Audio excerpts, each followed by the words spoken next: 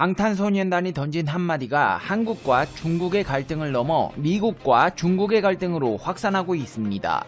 중국 네티즌들은 인기 보이그룹 방탄소년단이 한미 관계 발전에 기여한 공로로 벤플리트상을 수상하면서 6.25 전쟁 70주년과 관련해 언급한 내용을 중국 모독이라며 비판을 쏟아내고 있습니다. 중국의 입장은 고려하지 않은 채 한미 양국의 희생만을 부각했다는 이유입니다. 중국 네티즌들은 중국의 입장은 고려하지 않았다고 주장하고 있는데, 하지만 한국 네티즌들은 그렇게 말하는 중국 네티즌들이야말로 역사적 사실관계를 모른 채 억지를 부리고 있다는 반응들이 대부분입니다. 방탄소년단의 발언을 살펴보자면 벤플리트상 수상 소감을 밝히면서 리더 랩몬스터가 6.25 전쟁 70주년을 맞아 우리는 항상 한미 양국이 함께 겪었던 아픔의 역사와 수많은 남성과 여성의 희생을 영원히 기억할 것이라고 밝혔습니다. 중국 네티즌들이 문제 삼고 있는 부분은 양국이 겪었던 고난의 역사라는 언급을 트집 잡고 있습니다. 중국은 6.25를 항미 원조전쟁으로 부릅니다. 즉, 미국에 맞서 중국을 도운 전쟁이라는 의미입니다. 수없이 많은 중국군이 희생을 해가며 북한을 지원했는데 어떻게 한국이 미국과 함께 아픔의 역사를 겪었다고 말할 수 있느냐는 논리입니다. 중국 네티즌들은 BTS의 발언이 미국을 중시하고 있다는 것을 보여준다. 그러나 이 전쟁에서 미국은 침략군이었다. 그 전쟁에서 목숨을 잃은 중국군이 수천 명이다. 중국인으로서 분노하지 않을 수 없다. 나의 태도를 분명하기 위해 방탄소년단의 불매운동을 벌일 것이라고 주장했습니다. 근데 이러한 중국 네티즌들의 주장이 점점 더 선을 넘어가며 문제가 확산하고 있습니다. 누리꾼들은 BTS 공식 웨이보 테러 등을 가하며 한한령 강화와 BTS의 중국 퇴출을 강하게 주장하고 있습니다. BTS를 좋아하면 매국노다. 중국 BTS 팬클럽 아미들은 정신 좀 차려라. BTS 앨범 살 돈은 있으면서 국적 버릴 돈은 없냐? BTS는 이제 중국에 발을 못 붙이게 하겠다며 마치 BTS가 의도적으로 중국을 무시하고 깎아내렸다는 여론을 형성해 중국 아미들을 조롱하고 있는 것입니다. 상황이 이렇게 확산되자 한국은 물론이고 전세계 언론들은 이번 사건을 언급하며 중국 도대체 왜 저러냐, 이해할 수 없다는 반응들이 나오고 있습니다. 뉴욕타임즈 등 외신들은 악의 없는 BTS의 발언에 중국 네티즌들이 분노하고 있다. BTS는 공공연한 도발보다는 진심 어린 포용성으로 잘 알려진 인기 보이밴드고 BTS의 수상 소감은 악의 없는 말 같았다. 중국 네티즌들이 BTS의 악의 없는 발언을 공격하고 있다. BTS는 그저 한국 전쟁 희생자들을 기렸을 뿐이라고 보도했습니다. 전세계의 BTS 팬클럽 또한 공감하지 못하는 분위기입니다. 전세계의 BTS 팬들은 만약 중국 제품에 대해 똑같은 짓을 한다면 어떻겠냐, BTS는 어떤 잘못도 하지 않았다, 불매운동을 멈추라고 강조했고, 중국과 나치를 합성한 차이나치 해시태그를 달며 중국의 움직임을 적극 비판하는 움직임도 보이고 있습니다. 제2차 세계대전에서 적국이었던 일본의 피해를 슬퍼하는 중국인은 아무도 없을 텐데 왜 한국인들이 중국인의 기분을 신경 쓰길 기대하냐며 중국의 분노가 부적절하다는 의견이 대부분이었습니다. 하지만 이윤 추구를 최우선 목표로 하고 있는 기업들에서는 이번 사건을 예의주시하며 중국의 눈치를 살피는 모양새입니다. 로이터 통신은 삼성을 비롯한 몇몇 유명 브랜드들이 명백히 BTS와 거리를 두고 있다며 이번 논란은 세계 제2위 경제대국인 중국에서 업체들 앞에 정치적 지뢰가 깔렸다는 것을 보여준 가장 최근의 사례라고 밝혔고, 과거 갭과 메르세데스 벤츠 등도 비슷한 이유로 중국에서 불매운동 위기에 빠졌었다며 이러한 움직임은 민족주의가 팽배한 중국에서 외국 브랜드가 직면한 위험을 드러낸다고 지적했습니다. 해외 언론들은 중국의 민족주의에 주목하고 있습니다. 영국의 파이낸셜 타임즈에서도 중국에 진출한 외국 브랜드가 중국의 편협한 민족주의에 희생된 사례라며 지난해 NBA 관계자가 홍콩의 반송환법 시위에 찬성을 표시했다가 중국 중국에서 1년 동안 NBA TV 중계가 중지되는 등 홍역을 앓은 사례, BTS가 모델로 활동하는 삼성과 현대차, 필라 등이 분노한 중국 누리꾼들의 공격을 받아 이들 기업 웨이보에서 BTS 관련 게시물을 서둘러 삭제한 사실을 비교했습니다. 미국에서는 이번 사태를 예의주시하고 있습니다. 그도 그럴 것이 미국이 어떻게 하면 중국을 압박할 수 있을지 틈새만 노리고 있던 상황에서 한국의 K-POP 스타가 한미 동맹의 과거 희생의 역사를 언급했다가 된소리를 맡고 있으니 이번 사태를 적극적으로 활용해 6.25 참전 국가들이 중국 불매운동에 앞장서야 한다는 이야기까지 나오고 있습니다. 또 미국 조야에선 이번 사태와 관련해 어글리 차이니즈라는 말까지 써가며 중국을 비판하고 나섰고, 미국의 지한파들은 반한 운동과 함께 중국 내 한국 제품 불매운동 등이 벌어지고 있는 것에 대해 전쟁을 치른 국가 입장에서 참전국의 희생에 대해 고맙다는 지극히 상식적인 말을 한 것인데, 중국 네티즌들은 비상식적인 행동을 하고 있다고 입을 모으고 있습니다. 더그밴도 케이토 연구소 연구위원은 중국 네티즌들의 반한 불매운동에 대해 오로지 중국의 평판을 깎아내릴 것이라며 어글리 차이니즈가 등장했다고 했고, 마키야마 유럽국제 정치경제연구소 소장은 정말 미쳤다. 이게 바로 중국 스타일이다. 중국이 자국민은 끝없이 세뇌하면서 외부의 누군가가 진실을 말하면 화내는 것이 이번이 처음은 아니라고 했습니다. 상황이 이렇게 중국 얼굴에 침 뱉는 형국이 되자 중국 외교부가 꼬리를 내리고 나섰습니다. 자오지엔 중국 외교부 대변인은 BTS를 둘러싼 자국 내 여론 움직임에 대해 이례적으로 정례기자 브리핑에서 BTS 문제에 관한 보도와 네티즌의 반응을 주목하고 있다. 역사를 거울 삼아 미래를 향하고 평화를 아끼며 우호를 도모하는 것은 우리가 함께 추구해야 한다. 그것은 노력할 만한 가치가 있다고 밝혔습니다. 중국 당국이 한중 우호 도모의 필요성을 강조하고 외국에서 비판 여론이 일어난 것에 영향을 받은 것으로 보이는데요. 실제로 중국 외교부의 입장 표명 이후 웨이보 등 중국의 SNS에서 BTS에 대한 비난 여론은 크게 감소하고 있습니다. 하지만 이번 사건으로 인해 전세계가 중국의 민족주의에 민낯을 보는 계기가 되었다는 분석이 나오고 있습니다. 미중 패권 다툼에서 앞으로 중국의 이기적인 모습을 알아본 국가들이 미국의 편에 서게 될 것이라는 주장도 나오고 있는데요. 상황이 어찌됐건 간에 사건의 당사자인 BTS는 이런 가운데에서도 신곡 세비지 러브와 다이너마이트로 빌보드 차트 1, 2위를 동시 석권하고 있습니다. 대한민국을 넘어 아시아 음원 역사상 한 가수가 빌보드 차트 핫백 1위와 2위를 동시에 차지하는 경우는 전무합니다. 중국으로 인해 불필요한 홍역을 치르는 가운데서도 K-POP 역사상 대기록을 세운 것입니다.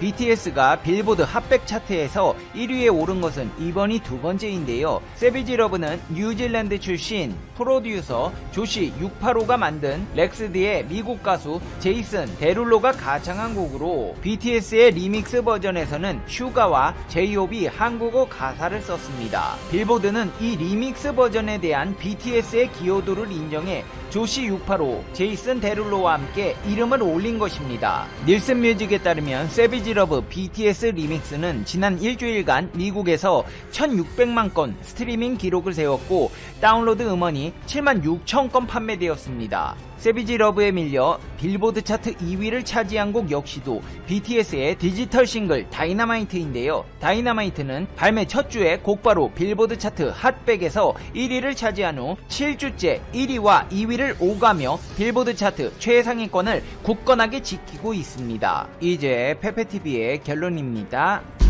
Conclusion. 페페TV. BTS 정말 대단하네요. 빌보드 1, 2위를 동시에 석권해버리네요. 사실 싸이의 강남스타일이 나왔을 때만 해도 언제 우리가 또 빌보드에서 한국 가수를 보게 될까 생각했는데 이제는 BTS가 언제 신곡 내서 또 1등 할까 이런 기분이 듭니다.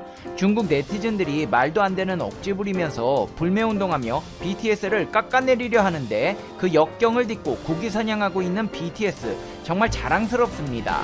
페페TV 시청자 여러분은 어떻게 생각하세요? 페페TV는 여러분의 생각이 궁금합니다. 대한민국의 법원 명령을 귓등으로도 안 듣는 일본 기업에게 청천벽력 같은 소식이 들려왔습니다. 일본 센다이 고등재판소가 2011년 3월 동일본 대지진 당시 후쿠시마 제1원자력 발전소 사고로 피해를 본 현지 주민 3,600명에게 정부와 도쿄전력이 배상하라고 판결한 것입니다. 이번 배상 판결은 그동안 일본 사회에서 큰 화제를 모으던 소송이었습니다. 후쿠시마 주민 등 3,600여 명은 후쿠시마 원전 사고로 생활터전이 훼손됐고 정신적 고통을 받았다며 정부와 원전 운영사인 도쿄전력에게 배상을 요구했는데요. 1심 재판부인 후쿠시마 재판소는 2017년 지진해일을 예측하는 것은 가능해 일본 정부가 도쿄전력에 대책을 명령했으면 원전 사고는 막을 수 있었다며 총 5억엔 우리 돈으로 약 55억 원을 배상하라고 판결했습니다. 이번에 보상 판결이 난 센다이 고등재판소 역시 1심 재판부와 마찬가지로 정부와 도쿄전력의 배상 책임을 인정한 셈이 됐습니다. NHK에 따르면 일본 전역에서 진행 중인 후쿠시마 원전 사고 집단 소송 중 정부의 책임을 인정한 항소심 배상 명령은 이번이 처음입니다. 문제는 이번 법원 판결로 인해 전국에서 진행 중인 소송들에게까지 영향을 줄 가능성이 높아졌다는 것입니다. 코로나19, 일본 불매운동 등의 여파로 일본의 경제 상황은 초토화되어 가고 있지만 정부를 향한 소송은 끝없이 밀려들고 있는데요. 과거에도 센다이 지방법원은 동일본 대지진 당시 쓰나미로 74명의 학생이 희생된 오카와 초등학교 학생들 중 23명의 유족이 제기한 소송에서도 쓰나미 위험은 예측할 수 있었으며 인근 뒷산에 피난했어야 하는데 다른 곳으로 이동한 것이 과실이 있다. 정부의 책임을 인정하며 미야기현과 이시노마키 씨를 상대로 유족에게 총 14억엔 약 152억 3천만 원을 배상하라고 판결했습니다. 이뿐만이 아닙니다. 일본 정부의 과실 책임을 묻는 소송은 미국에서도 진행되고 있습니다. 동일본 대지진 당시 구조 활동을 벌이던 미군들도 후쿠시마 원전 사고로 피폭됐다며 원전 운영사 등의 거액의 손해배상을 요구하는 소송이 진행 중입니다. 소송을 제기한 이들은 원자력 항공모함 로널드 레이건호에 타고 있던 군인 200명으로 동일본 대지진 당시 도모다치, 한국말로 친구 작전이라는 이름의 구조활동에 투입되었습니다. 이들은 후쿠시마 원전 사고가 도쿄 전력 측의 부적절한 원전 설계와 관리에 의해 일어났으며 피폭으로 인해 신체적이고 정신적인 손해를 입었다고 주장했습니다. 미군들이 일본 지진 당시 도와준 것에 대해 미국은 진정한 친구라고 지켜세웠던 일본인들은 당혹감을 감추지 못했습니다. 대지진 때 2만 명의 미군이 동원되어 당시만 해도 미국과 일본 사이의 우호를 상징하는 성공적인 작전으로 평가받았지만 작전에 참가한 사람 중 피폭에 따른 질환을 호소하는 사례가 잇따르면서 소송으로 번진 것입니다. 문제는 그 금액이 일본 정부가 감당할 수도 없을 만큼 천문학적이라는 것입니다. 후쿠시마 제1원전의 운영사 측인 도쿄전력 홀딩스에 따르면 원고들은 도쿄전력과 미국 기업 한고세대에 피해자에 대한 의료 지원 등을 위해 10억 달러, 약 1조 652억 원 이상의 기금을 창설할 것을 요구하는 소송이 미국 캘리포니아주 남부지구 연방법원 등 두 곳의 법원에서 진행 중에 있습니다. 이 소송에서 미군 측이 승소하게 된다면 일본 입장에서는 참으로 난감한 상황에 봉착하게 됩니다. 일본 정부는 한국의 법원 명령을 무시한 혹독한 대가를 치르고 있습니다. 보복한답시고 한 수출 규제 조치는 오히려 일본에게 큰 타격을 주는 상황이 되었습니다. 만약에 미국의 소송에서 일본이 패소하게 된다면 한국에 그랬던 것처럼 함부로 수출 규제를 입에 올릴 수 있는 상황이 아닙니다. 상대는 미국입니다. 미국은 일본의 국가별 무역 규모 1위 국가로 흑자 금액은 552억 달러, 우리 돈으로 64조에 달합니다. 1조 아껴보겠다고 무역 흑자 규모 1위의 국가에게 배상을 하지 않을 수는 없습니다. 게다가 최근 임명된 스가 총리는 트럼프에게 바짝 엎드리며 중국 압박에 가세하겠다는 의지를 보이고 있고 미국과의 우주 작전 능력을 강화하며 협력을 도모하고 있습니다. 최근 창설된 미 우주군은 우주에서 위성 궤도 경쟁자들의 적대적 행동을 억제하기 위해 동맹국들과 협력하는 올림픽 방어 작전을 시작했고 일본과의 협력을 추진하고 있습니다.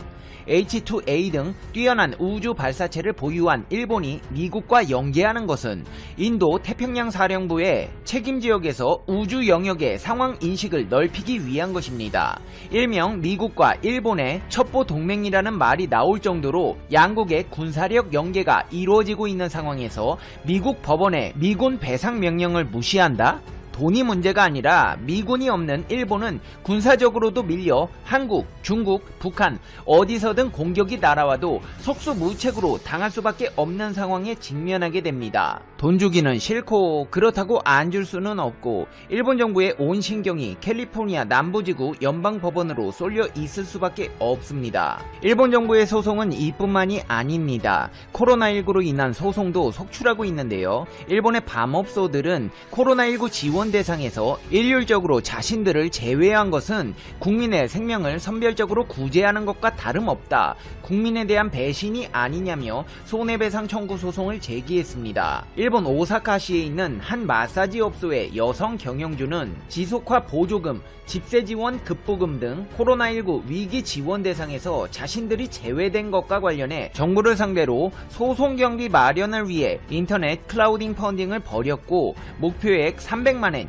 약 3,400만원이 불과 4일 만에 채워졌습니다. 인권 문제라는 인식이 확산되면서 업주 측에 대한 응원의 목소리가 높아졌기 때문입니다. 이런 소송은 앞으로도 물밀듯이 밀려들 예정입니다. 룸살롱, 호스트클럽, 마사지 업소 등의 밤업소 종사자들을 코로나19 공적 지원 대상에서 제외했기 때문에 당사자들은 물론이고 인권단체 등으로부터 문제제기가 이어지고 있기 때문입니다. 이렇듯 일본 정부에 대한 소송은 전세계 각지에서 밀려들고 있고 그 가운데 패소하는 판결들이 연이어 벌어지고 있습니다. 대표적으로 한국의 강제징용 배상 판결을 들 수 있는데요. 일본은 배상할 수 없다며 모르쇠로 일관했고 수출 규제를 시행했습니다. 하지만 일본이 두 눈에 쌍심지 켜고 한국에 팔아먹지 못해 안달난 품목이 있습니다.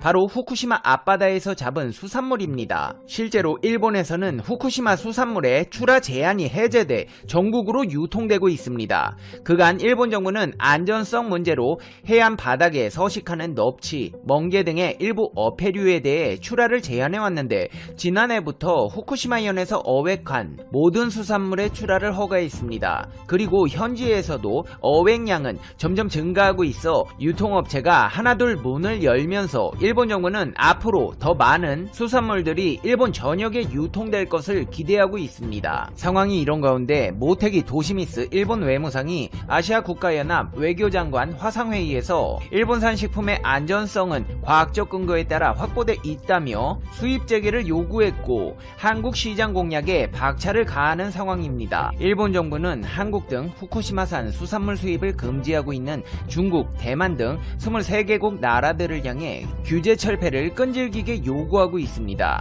오는 2021년 원전사고 10년을 맞이하는 일본은 후쿠시마 수산물의 수출이 재개되면 지진 피해에서 완전히 복구되는 것이라는 상징성을 부여하고 있습니다. 일본인들조차 꺼리는 후쿠시마 수산물을 한국에 수출한다면 일본 정부가 큰 의미를 부여하는 지역 부흥과 피해에서 복구된 것이라는 두 마리의 토끼를 잡는 셈이 됩니다. 이 와중에 일본 정부와 도쿄전력은 이들의 생계를 다시 위협할 방사능 오염수 해양 방출을 시도하고 있습니다.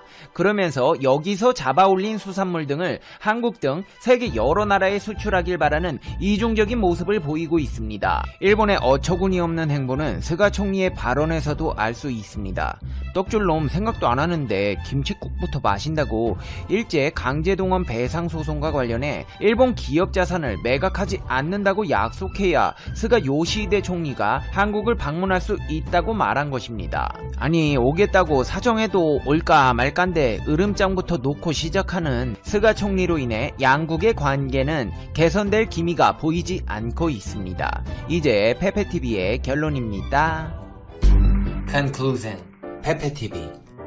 일본 정부 돈 많이 벌어야겠네요. 그래야 여기저기서 벌어지고 있는 소송에서 배상을 해줄 수 있잖아요. 특히 미군이 요구하고 있는 손해배상 비용 1조 652억 원을 배상해야 하는 상황에 놓이게 된다면 안 줄 수도 없고 줄 수도 없는 난감한 상황에 직면하게 되는데 일본은 아마 미국에게는 영혼까지 끌어모아 배상하려고 노력할 겁니다.